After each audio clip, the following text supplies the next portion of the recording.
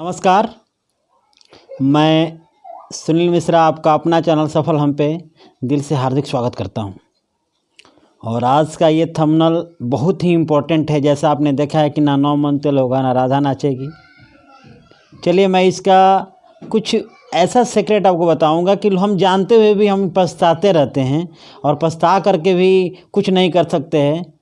तो कहाँ से इसको हम शुरू करें और क्या करें कि हम इससे बच जाएं, इसको बताने से पहले मैं आपसे ये रिक्वेस्ट करूंगा कि आप मेरे चैनल को ज़रूर सब्सक्राइब करें और लाइक बटन को दबाएं, ताकि जो भी मैं वीडियो आपको बनाऊं आपको मिलता रहे। क्योंकि मैं इस चैनल पे हमेशा अच्छी वीडियो जो अपने अंदर की बात होती है, मैं दिल की ही बात बताता हूँ आपको। टॉपिक बहुत इम्पोर्टेंट है, लेकिन इसका मैंने कुछ टॉपिक बताया है। मान लीजिए कि पहला जो पॉइंट इसका आता है कि शुरू से ही तकलीफ़ है, कि शुरू में ही तकलीफ़ है। बहुत इम्पोर्टेंट लाइन में बताया हूँ, शुरू से ही तकलीफ़ है या शुरू में ही तकलीफ़ है। इसका मतलब क्या होता है? आप समझते हैं कि हम कोई भी काम करने जाते हैं तो उस काम के पीछे हमारा सबसे बड़ा चीज़ होता है कि हमें जानकारी नहीं होती है। जानकारी नहीं हुई तो पता चल जाता है कि हमें जानकारी नहीं है, हमको नहीं आता है, वगैरह वगैरह बहुत सारी बातें होती है। ये हमारी शुरू की तकलीफ़ होती है। तो शुरू में तकलीफ़ तो ज़रूर है क्योंकि हमें जानकारी नहीं होती है, लेकिन शुरू से ही तकलीफ़ है। शुरू से ही तकलीफ़ का मतलब होता है कि बहाना। ना 9 मन तेल होगा ना राधा नाचेगी का मतलब क्या होता है कि लोग बहाने के ऊपर एक नया रचना गढ़ देते हैं। शुरू से तकलीफ़ होता है, हमें बहाने बनाने की बड़ी जल्दी पड़ी रहती है कि मैं बहाना बनाऊं ताकि मैं अपने काम से मुक्ति पा जाऊं।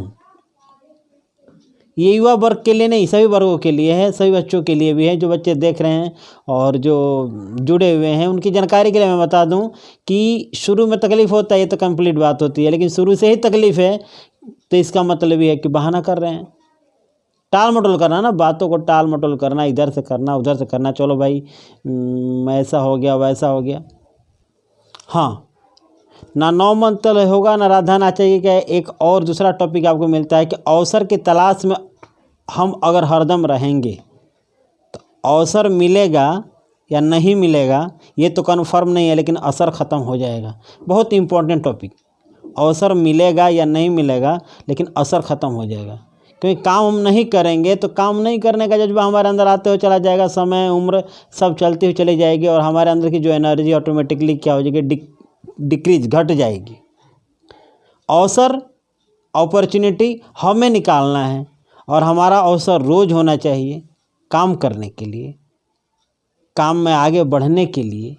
अवसर का मतलब क्या होता है कि हर समय हमारे अंदर मौका है, इसको मैं हर समय को अवसर बनाऊं। अगर अवसर की तलाश करते रहेंगे तो अवसर ख़त्म हो जाएगा और क्या होगा, हमें लास्ट में यही कहना पड़ेगा भाई कि ऐसा हो गया तो वैसा हो गया। अगला पॉइंट आता है कि हमारे देश में रोज़गार कम, बेरोज़गार ज़्यादा है। ये सबसे बड़ी जो कमियां हैं अपने देश के अंदर वक्तव्य में आती है, जबकि काम करने वाला चाहे तो हरदम काम करता ही रहे। अगर ये हम कहते रहें कि हमारे देश में रोज़गार नहीं है, बेरोज़गार हैं, बेरोज़गारी बहुत ज़्यादा है, तो हम ज़िंदगी भर कोई रोज़गार, कोई काम, कोई बिजनेस, कोई नौकरी कर नहीं सकते। अब बैठे रहेंगे और रोज़गार के तलाश में रहेंगे तो रोज़गार आपको मिलने वाला नहीं है। अपने अंदर हुनर, अपने अंदर की काबिलियत आपको अपने साथ अपने लिए रोज़ करना पड़ेगा और ढूंढना पड़ेगा कि क्या हमारे अंदर हुनर है। क्योंकि अगर ये बात केवल रोज़गार और बेरोज़गार वाली बातें करते रहेंगे तो हमारे अंदर केवल एक निकम्मेपन का एहसास होता रहेगा, जिससे हम अपने आप को हर समय दुखी और निसहाय महसूस करते रहेंगे। तो अब बैठिए मत, मेरा कहने का मतलब है कि बैठिए मत। रोज़गारी आपके हाथ में, अगर आप पढ़े लिखे हैं, साक्षर हैं, आप कुछ करना चाहते हैं, आत्मनिर्भर बनना चाहते हैं तो आपको रोज़गार की तलाश करनी पड़ेगी।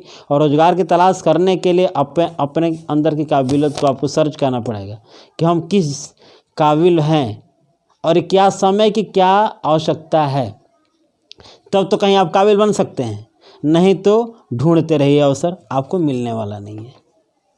और अब मैं पूछ रहता हूँ कि आज के समय में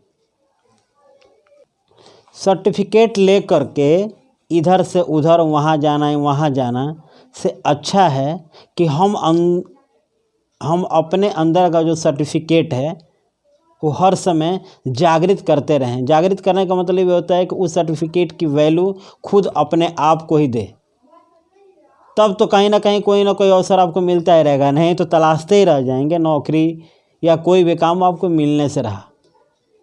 क्योंकि अपने देश की जनसंख्या वैसे ही कम नहीं है, ज़्यादा ही है, और ज़्यादा होने लेकिन सबको रोज़गार मिलता है जो रोज़गार के अंदर दौड़ने की, चलने की क्षमता रखते हैं।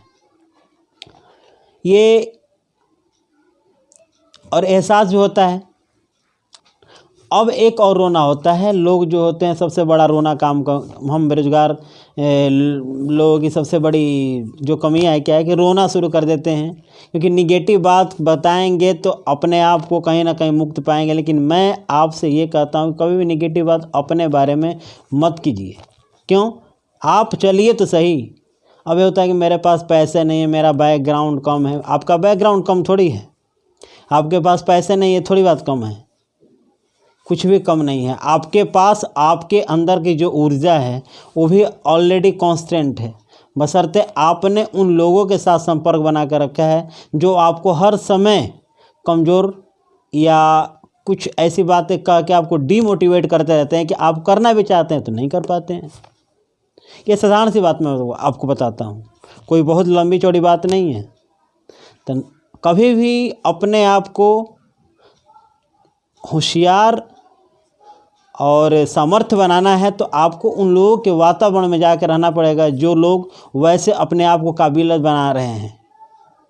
आपने एक अच्छी पढ़ाई करी, एक अच्छी शिक्षा ली, और शिक्षा का मतलब ये होता है कि हम कहीं ना कहीं जा करके अपने आप का हुनर दिखाएं।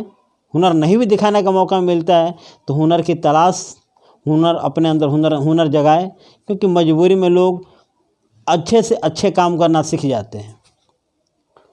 तो मैं ज़्यादा इस टॉपिक पे बात तो नहीं करूँगा, लेकिन हाँ इस बात को मैं आपसे ज़रूर जागृत करूँगा कि आप जो है ज़रूर अपने आप को कामयाब बनाएं। और हमेशा रोना मत रोइए कि ना 9 मन तेल होगा, क्योंकि कहते हैं कि ना 9 मन तेल होगा ना राधा ना चाहिए। क्यों कारण है? क्योंकि हमने अपने आप को बहाना बना लिया। बहाना बनाने से कुछ होने वाला तो है नहीं। दौड़िए, लगा दीजिए अपने आप को, झोंक दीजिए, देखिएगा कहीं ना कहीं आपकी एनर्जी सही दिशा में जा रही है तो उसका इम्पैक्ट इतना ज़्यादा होगा जो आपने सोचा नहीं होगा। मैं ज़्यादा मोटिवेट इसलिए कर रहा हूँ क्योंकि इस लॉकडाउन में, कोरोना काल में लोग बहुत ज़्यादा डिमोटिवेट हो चुके हैं कि क्या करूँ, क्या करने के लिए नहीं, क्या अब नया इवोल्यूशन आ गया है, नया रिवोल्यूशन आ गया है। आप खड़ा होइए और तब देखिए आपके अंदर क्या जागृति आती है जो आप सोच भी नहीं पाएंगे। लगातार हमारी वीडियो में ऐसे बनने के लिए आप सभी का धन्यवाद। नमस्कार, धन्यवाद।